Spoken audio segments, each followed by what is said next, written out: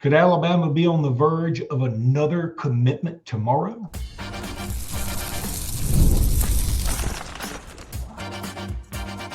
You are Locked On Bama, your daily podcast on the Alabama Crimson Tide, part of the Locked On Podcast Network, your team every day.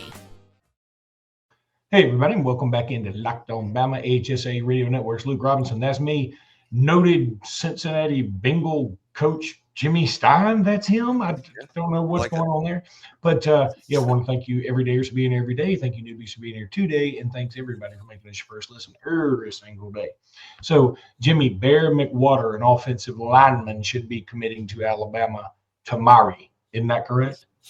That's correct. He is scheduled to commit tomorrow, choosing between Alabama and Michigan. I know the BOL forecast over there with those guys is Alabama, has been for a while.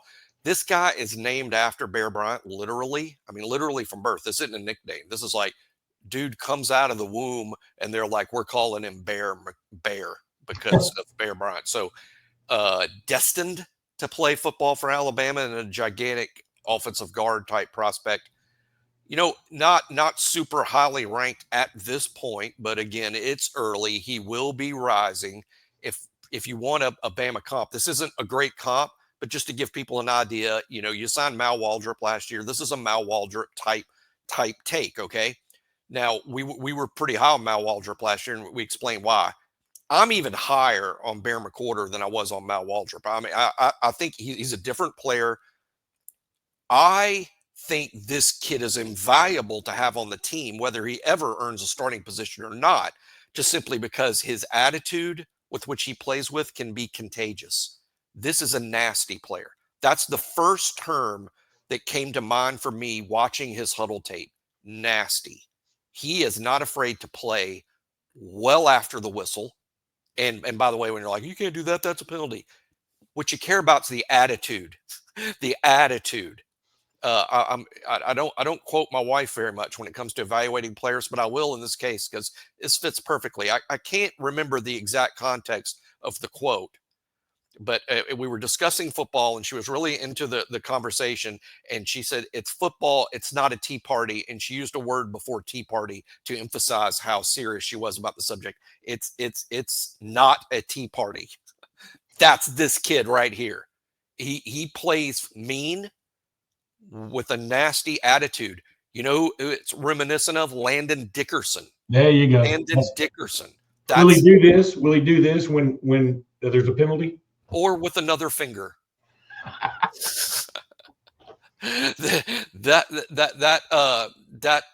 Yeah. So now, big and strong. Now here's another interesting take on these guys, Luke. If Bear McWhorter chooses Alabama over Michigan, and we expect him to over BOL, so we're going to expect him to here. If Bear McWhorter chooses, he'll be the second guard because they just got Chris Booker last week. Here's what's really interesting about these two, Luke. They're both going to play guard, potentially center, but just somewhere in the interior. Booker is an athlete, and with him, the question is, can he become a powerful player? Can he convert his speed to power? Can he get bigger, stronger? Because he's got the athletic part covered. Bear's the other side. He's the flip of that. He's huge. He's physical. He's mean. He is ready to physically fight older SEC defensive linemen right now. I mean, he's got the physical part down. The question with him will be his athleticism. Will he improve? Will he have the feet? Will he have the quickness, the athleticism to get the blocks done at that level? So it's kind of interesting how Booker and Bear, Booker's got to work on size, Bear's got to work on athleticism and quickness. And I know somebody out there right now is going, why do you sign these kids at all? Just go get the guy who's big and strong and is a great athlete. Those are called 5 stars. Yeah. There's only 2 or 3 interior offensive line prospects in the country every cycle that fit that description, and everyone in college football is trying to sign them with paychecks with lots of zeros. Those guys are hard to sign. I mean, you find really good prospects that maybe have to work on a thing or two. Those are 4-star types. And that's what Chris Booker and Bear McWhorter are to me, 4-star types. And yeah. There's a picture of Bear McWhorter I just put up, and I think Jimmy is spot on here. Whenever you see a profile picture for a kid who's a recruit, and they're doing this with their chin up, they're mean. When they're doing like this, they're a little more, I'm a good athlete, When they're doing this, they're like, I wish you would. If a shooting star came by right now, I would wish that you would, whatever it is, so that I could do something back to you. I'm just telling you, look at that. Yeah. Tell me right now, he looks at the camera like, who are you looking at? You want a piece of me? Yeah. I'm not a fan. My little goatee on the bottom of my chin is a little bit askew. What do you want to say about it? I'm not a huge fan of the acronym FAFO. I'm a huge fan of it. I'm not a fan of it. I would not FAFO with him for anything. But it fits there. Google it for those. Google it if you dare. There'd be no FAN or FOing. It's another NSFW for those who don't know what I'm saying. It's an NSFW Google mission. And that reminds me of The Simpsons when Homer was watching. There was some music festival, and Bachman Turner Overdrive was playing that song "Taking Care of Business," and Homer was dancing, and Bart goes, "What is this crap?" And he said, "It's TCB by BBO." He goes, "What is that?" He said, "It's Taking Care of Business by Bachman Turner Overdrive." He said, "Well, why didn't you just say that?" He said, "That's how we talked in the 70s. We didn't have a moment to spare. We abbreviated everything." But anyway, Phil Dunphy on Modern Family thought WTF was "Why the Face." It's pretty well. There was a whole thing the other day about some older people who think that LOL is lots of love, and in a way it makes sense. But if somebody says, "Hey, I don't know," they gave up some examples about FAFO LOL. Anyway, Bear McWhorter would be a nice pickup. He is a 4-star on 2 services by ESPN and Rivals. Solid. Don't you think? I think he's a candidate for top 250 candidate. Here's my thing. I think when all is said and done, dust settles, cliches are over with, he's a low 4-star. Now, medium to low 4-star, potentially 247 guy, but more in the 247s than in the 147s. If you get my drift. Totally agree. And the thing is, that's a compliment. That's a compliment. I know everybody listens like, "Oh, I like top 50 for an interior lineman." Oh yeah.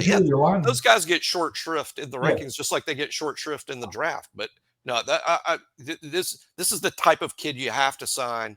And again, that nasty attitude, you practice with that every day, and that doesn't take days off, and it can be contagious. That's what you want your offensive line to be.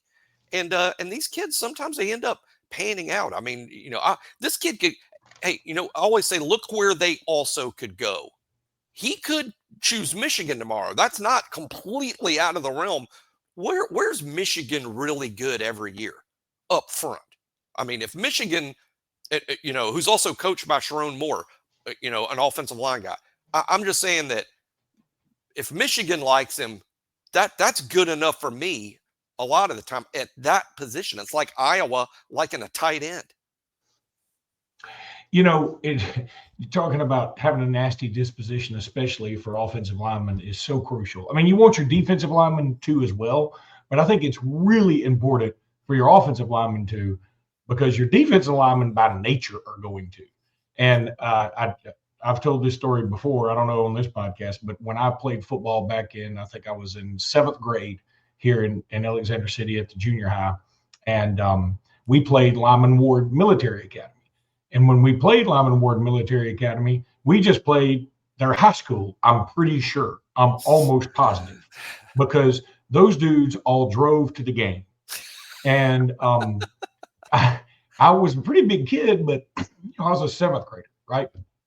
And I'm blocking this cat in front of me. Offensive tackle? You playing tackle? He's got all kind of hair and special places. You play tackle? I played tackle, yeah. I was kind of chunky and tall. Has Chris Capps watched film of you playing tackle? If Chris Capps has a podcast, he makes fun of me or in junior high tackle. But so I was blocking this cat that, I mean, he was at Lyman Ward for reasons he didn't want to be, and he was mad and he was going to take it out on somebody. He couldn't take it out on his drill sergeant or whatever, so he's going to take it out on me. And the first time I line up to block him, I mean, he's just he's snarling, right?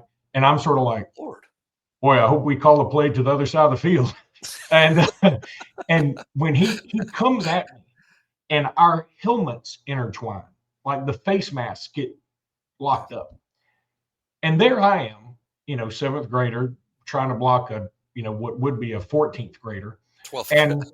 And I say, well, excuse me, good sir, seems we may have become conjoined at the face mask area. And all he did was go, and just shook violently and shook me out of my helmet. My helmet was still in his face mask. And that's when I said, Coach, something's wrong with my ovaries or something. You got to get me out of here. Right? It was a bad day for Luke Robinson, the offensive lineman. I can tell you that. It was let me tell you guys a little something about Roy, because attention, Locked On Bama fans, the future of college sports is here, and it's transparent. Before the Roy app, NIL negotiations often happened under the table, and fans didn't have a clear way to directly support the athletes they love. Now with Roy, you get to be a part of the change and support Locked On Bama athletes in the most transparent way possible. Roy, the NIL app, allows you to choose the player you want to support, decide how much you want to contribute, receive exclusive content from the athletes you back. The best part, if your player transfers, you get your money back, yo. It's a risk-free way to show your support, and it's awesome. You want Bama to be good? Well, chip in. It's time. For a limited time, Roy is matching up to $100 per Locked On Bama fan. That means your impact is doubled, helping to keep your favorite players going right where they belong. The Roy app is giving fans control, no more uncertainty. Now you can provide transparent, impactful support and help shape the team and the future of college sports with your contributions. Download the Roy app today from the App Store and start backing Alabama athletes the way they deserve, with transparency, with trust, and real impact. This is the future of college sports. Join it now by downloading the Roy, that's ROY app, and supporting your favorite players, whoever they may be, people.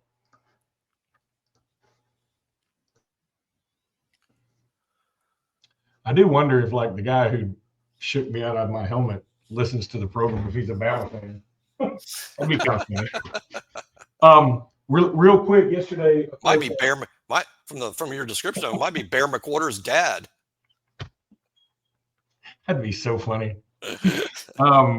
Yeah. Okay. So I want to give a shout out to Will and Ben, two guys that came up to me yesterday at the AHSA games. And Will, he's been sending me some good photos from all over, and he's just a good dude. He's reached out a few times on Facebook. And then Ben also came up to me nobody gave their last names. And I know it seems rather generic. I mean, it seems like I'm making up fans at this point. Yeah, John Doe came by and told me how much he loves the program. But his wife Jane also stopped by. But no, Will and Ben did literally come up to me, and I appreciate them for stopping by. So some more recruiting news out there, Jimmy. Look, hey, guess who is? It looks like Alabama's going to be right in the thick of it. Derek Zammit. Derek Zammit. I knew this was Derek Zammit. We did not talk about this. We don't exactly script this out. I don't want to shock all of y'all. We don't exactly. I'm Derek Zammit. Yeah, Luke's been excited about this kid's name. It to me sounds like a comic strip character. This is a serious relationship Alabama has with Derek Zammit. I would keep a close eye on this. As a matter of fact, I would say for the first time this cycle, Luke, I'm not ready to predict a Derek Zammit to Alabama, but it's the first time I've considered a quarterback saying, okay, this is the quarterback I think that fits Alabama. And in my mind, he'd be a really good one to follow a Keelan Russell, because you weren't going to follow Keelan Russell with another 5-star with the nation's top quarterback. That those guys want to go somewhere where they feel like they can play fast, and they're aware that Alabama signed Keelan Russell. You were never going to sign what you'd hope for is to sign a guy that might take a minute, might take a couple years, who's going to be patient, who's not going to show up and say, "Oh, I'm not playing ahead of Keelan Russell, I'm leaving." I mean, you don't want to sign that guy. You want to sign the guy that's going to be a little patient and kind of wait his turn. Might not have to wait too long. And boy, this guy's good. On3 ranks this guy 11th. I saw some people say, well, if we're going to take a sleeper, he's ranked 11th in the nation. That's not a sleeper at all. That's a blue chip quarterback. He's just a guy that's probably going to be a little patient. His stats are great. Something like 36 touchdowns and 4 interceptions. As everyone that listens to the show knows, I use game manager as a compliment. It is not an insult in any way in my book. It's a huge compliment. He's that type. And by that, I mean, get you into the right play, not turn over the ball, accurate with the football, a guy you can trust, a guy who's a coach out there who's not going to mess things up. But at this level, you've got to have a certain amount of talent or you can't be successful. He's got that. Again, this is the 11th ranked guy in the country. This isn't some 3-star with offers from Troy and South Alabama. This is a pretty big time quarterback from Pennsylvania. So I'd be excited if this happens. He's going to visit Alabama unofficially April 11th and seems to have a great relationship with Nick Sheridan. I think you might get your wish, Luke. I think ultimately Derek Zammit might be the guy in this group. And what a fun name to add to the depth chart. The only name that would be better than Derek Zammit is if there is a linebacker named Saban Fafo, and he spells it F-A-F-O out there. That's who I want. I want Saban Fafo at linebacker. But yeah, I'm down with Zammit. I mean, and I think you're spot on here. Look, I think the formula, of course, in a utopian recruiting society, you would take the number one quarterback every year. In this society, which is dystopian,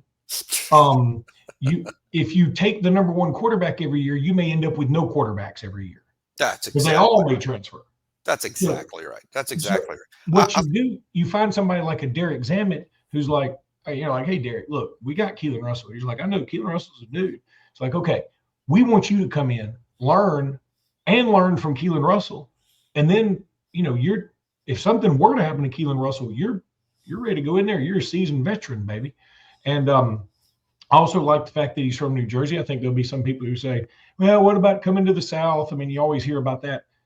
Hey, if there's anybody who knows how to deal with ornery fans and heckling, it's somebody who grew up pretty close to Philadelphia and the New York Giants too.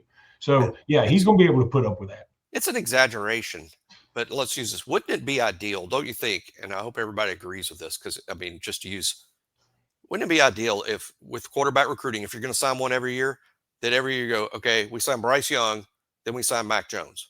Then we sign Bryce Young, then we sign Mac Jones. Then we sign Bryce Young, then we sign Mac Jones. You know what I'm saying? I mean, that's to me almost the ideal, right? I mean, that's because Mac Jones be the ideal, sit for 2 or 3 years until you're ready, and then you're a dude.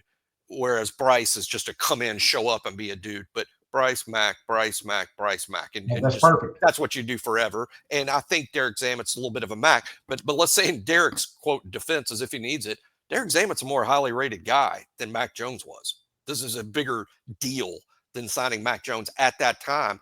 Alabama beat, I think Mac Jones decommitted from Kentucky or was going to commit to Kentucky. Derek Zammit is more of a national type guy. So I love it if it works out. And keep in mind, and people say, well, you need a big time guy. Okay, 27, the 27 class, you want a big time guy again? There's 2 in Alabama in 27. Gunnar Rivers from Fairhope and Trent Seaborn from Alabaster. And maybe it comes down to those 2 with your 27 guy. And you're right. And those are going to be, I think Gunnar Rivers is probably a 5-star. I mean, this is too early to say that, but I would watch Gunnar Rivers in 5 stars. Trent's going to get some knocks over size that might keep him out of 5-star stuff. But I think everyone in Alabama knows exactly how good that kid is. He'll be a bigger deal to us in Alabama because that's a kid whose game we know. We've been seeing it since the 8th grade.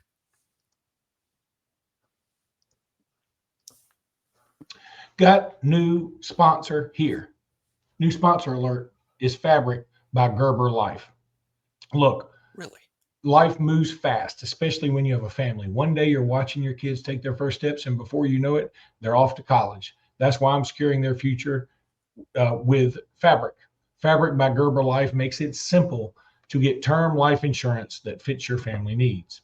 With Fabric, you can apply for term life insurance online right from your couch. You could be covered in under 10 minutes. And in many cases, no health exam is required. Join the thousands of parents who trust Fabric to help protect their families. Apply today in just minutes at meetfabric.com/lockedoncollege. Meetfabric.com/lockedoncollege. Again, meetfabric.com/lockedoncollege. Policies issued by Western Southern Life Assurance Company, not available in certain states. Prices subject to underwriting and health questions. Look, this sounds like a no-brainer, people. You need to go check this out. As a parent, I want to make sure my family is financially protected no matter what happens. And Fabric gives me that peace of mind.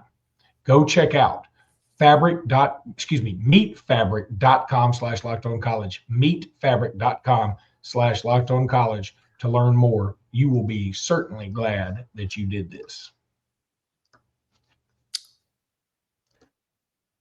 Now, you ever eat baby food? Babies must be, they're the easiest things to please because you have had no children, my friend. I have had no children, but I do know baby food is terrible. It's just tastes awful. The worst baby food there is are meat sticks. And this was something new that came around later. Like I'd come home and I've had 2 opportunities with 2 different wives and different children, and they all gave meat sticks. And I was like, why would you do that? Because the kid just gets it and crumble it. It comes between their fingers. And then I'm like, well, then I guess I'm just going to take her to the car wash and put her in there because this is disgusting. We need a hose. We need a hose. We need a Get meat sticks. We need a hose. I'm just saying, FAFO with meat sticks. All right. So Jimmy, it felt like for all the world after the Missouri game that Alabama's chances at a number 1 seed were dissolving like a Coleman Coliseum urinal cake. Feel free to. Wow.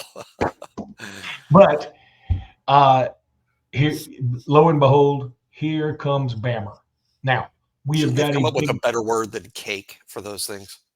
Yeah, urinal cake is not. That is misleading. Cake is. Cake probably fooled someone somewhere, and there's a real unfortunate story out there. So here comes Tennessee, meaning, well, Bama is coming to Tennessee. Big game. I think if my math is correct, and it usually isn't, that if Bama just wins one of these last 3 games between all top 5 opponents, by the way, they just win one of them, they get a double bye. And I'm with you. You said it perfectly yesterday. Of course, you want to win the SEC tournament. If you're in it, go win it. No doubt. Yep. I'm not super worried about it one way or the other. But what I want is the rest. So I want that double bye. I want the double bye almost as much as the trophy. The trophy would be great. The double bye is even better. I'll tell you, I'd go so far to say this. If we don't get the double bye, and I'm not going to do it in the moment, but right now I would say I almost would be like, yeah, let's lose that first game. Because what I don't want to do is get in the tournament and then don't get the double bye, and we play on Thursday, then we play on Friday, and let's say we play Saturday, and then we play Sunday and lose. Oh, that's the worst case scenario for us. And then you turn around and probably play Thursday morning. Oh, they probably have us in the play-in. Haven't caught your breath yet, and then you got to play some. And you know you're obviously Alabama's going to play somebody in the first round who's a 15, 18, 19-point underdog who's going to come out and saying our only chance today is just to rein in threes. And heck, but no, I'm with you. I don't want people to get the impression that I'm all for losing that first SEC tournament game. I'm not. I'm just saying I won't be torn up about it. But I want to win these tournaments all the time. I mean, I'm kind of old fashioned that way. And plus, you want a team of competitors. All you need to tell a team of competitors is if you win, you get a big trophy. And then they're out there killing themselves to win the trophy. That's what you want, because that's how you win big. So, but yeah, that double bye would be huge, dude. And what do you think about, I mean, it's just yes or no? Can Alabama go 0-3 in these final three and still be a 1 seed? It's a tricky. I mean, I think no, but I'll put an asterisk. You told me yes or no. It depends on what everybody else does. Well, it like depends if on what Houston everybody. sort of collapses, that's the right answer. You know, I mean, it looked at Auburn clearly will be a 1. Duke clearly will be a 1. And everybody's fighting for 2 spots. And Florida just lost at Georgia. Texas A&M just lost at home to Vandy. It's not going to shock me in the least if Texas A&M goes to Florida and wins, because Buzz Williams is a good coach. They could go in there and get the win. And all of a sudden, Florida is sort of floundering a little bit.